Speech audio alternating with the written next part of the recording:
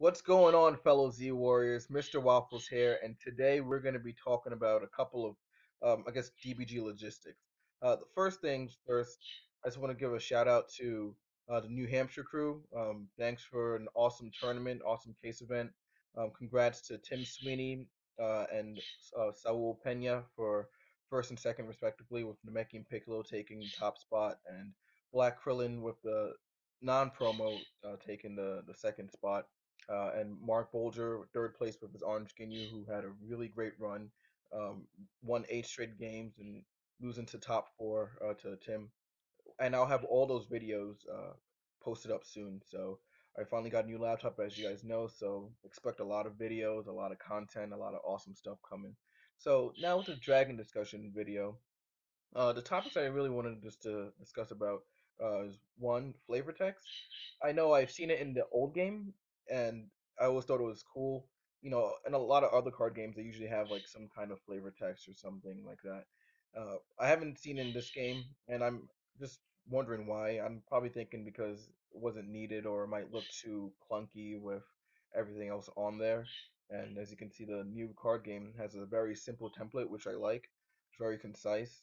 Um, but do you guys miss the flavor text? I mean, personally, I didn't mind it, whether we have it or not. But I think it would be cool, I guess, if they ever release some alternate cards or different versions of cards in the future where you can have like the flavor text of some of them. I think that would be really cool. But what do you guys think? Do you guys think we should have flavor text? Should it come back, or is there something in terms of the rights or something to it? I don't know, but it's something to kind of consider. Second thing, as you guys know, the new Dragon Ball Z series, there's going to be a new Dragon Ball Z series coming out this July in Japan, and it's been over around like close to 20 years. So as a DBZ fan, anyone who's a DBZ fan, this is a great time to be one. If you know someone that isn't, tell them, yo, time to be a DBZ fan. It's time, because as you can see, the Frieza movie is I guess being released in the States around the same time, I assume. Uh, at least that's what I've seen on websites and things like that. It's already out in Japan, obviously, but I think that would be really cool just to have a new renaissance of Dragon Ball Z. I mean, the card game is doing really well, and then you have the movie, and then now this whole new series. So it's a lot of content just being thrown at us, and it's how like reliving our childhood again, which is always a good thing. So I think this new series would really give a boost to the card game as well, because I mean a lot of people always thought what's gonna happen after Buu Saga. I mean, and this game is not really doing it so much like Saint Saga, the saga, that saga. It's kind of like more of a collective kind of thing, so they can always go back to other sagas and just keep reusing material because we have over like 15 years of like content plus movies and all that stuff. So we're not going to be running out of content for a while, and this whole new series is going to definitely assure that for many more years to come. So I think it's going to be really cool. But what do you guys think for this new series going to be for the card game? Do you think it's going to really spike it up, or you have to wait too long, or the game might die out before then? What do you guys think? I think if the game lives on, I think it will just definitely be an awesome addition for sure to use like Super Saiyan God, whatever blue haired, whatever color Goku and stuff like that. So I think it will be really cool to see what's in the show to be placed into the card game for sure. So let me know what you guys think. So more card game related things. I just want to briefly talk about the meta. So as we know, the three, I would say three top decks, but anything Ginyu, pretty much, Krillin, Black Krillin, and Namekian Piccolo are pretty much what's dominating the scene right now. A lot of you guys probably like it, probably don't like it, and probably wonder what kind of deck can I use to combat these three decks or these top decks. Um, the answer is not that simple. Right now, again, we're still only 2 sets in, so we still need to see maybe what set three would bring us. At the same time, it's kind of like a catch 22 because whatever cards that you might get to try and boost your deck also would boost the other styles with these same personalities. So, if you looking to really make Orange Goku competitive, well, same orange cards that you might put in your orange Goku deck can probably benefit an orange Ginyu. So that's the stipulation that we kind of have right now. I think Trunks, Saiyan Trunks, can actually do a bit, bit amount of damage into the meta scene.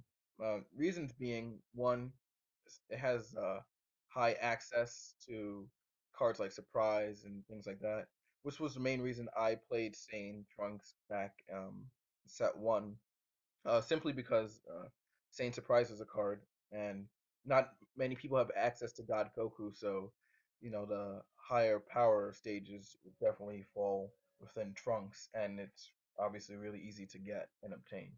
So Saiyan has actually uh, four different cards to deal with allies.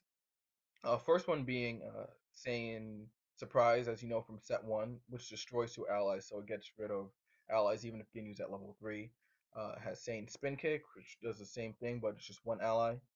Uh, and again, if Ginyu's at level three, you can just get rid of him, the ally. They also have Saiyan Pinpoint Blast, which deals crit, so gets rid of an ally, and Saiyan Intimidation, which banishes an ally. So if you run three copies of each, that's 12 different cards, um, or just 12 cards to say, to really get rid of allies if you use that much of a problem. Also, Saiyan is can be a beatdown deck. That's usually the route that people go, is to play a Saiyan beatdown deck. So with that being said, since Trunks has really high power stages, uh, it can really afford to just pummel and really stage lock your opponent. So Krillin, which needs energies for Destructo Disc and the power, you just go in with physical as much as you can. With Ginyu, you try to catch them with their pants down, as my friends would say, and really just go into town. I think the hardest matchup would be the Mechian, actually, just because they can kind of bounce, and they're very flexible with taking damage and things like that. Because the Dragon Ball will just shift the momentum and really make it problematic for you. But I think Saint Trunks can actually do some damage. I played a guy. His name is Pat Covey. He went 6-1 at like side event, just playing people. He smashed me. He had Saiyan Trunks deck, and it was amazing. It was well built, and that's another thing. The decks have to be uh, built properly. You can't just put a bunch of cards in the same deck. They might be good. You have to really just sit down and really assess and think, what card should I really put in? What card should I not? Is this card good for the meta? If it's is it bad? So his build was phenomenal. So Sane Trunks, you can tell you, is a really good deck. So that's probably one to consider. I can't really think of others top of my head, but Sane Trunks is one that I can probably say will probably have a pretty good matchup, at least out of two out of the three decks right now. I think also, with the way the game is going right now, it's important to also try new things. Every time I lose, the first thing I blame is my deck. My deck was obviously not optimized enough to win, so I constantly change it and trying to make it the best that it can be.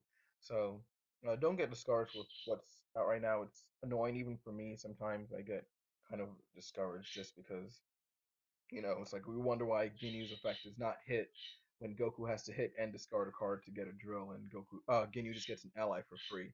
The whole risk versus reward. There's no real risk to use Ginyu to get a free ally. When with Goku, you have to think about, oh well, if I want a drill, I have to discard this card from my hand, things like that. So, that's one of my main issues right now. But I mean, we'll see what happens in the future. Um, I'm just really excited for the DBZ um, rebirth of everything.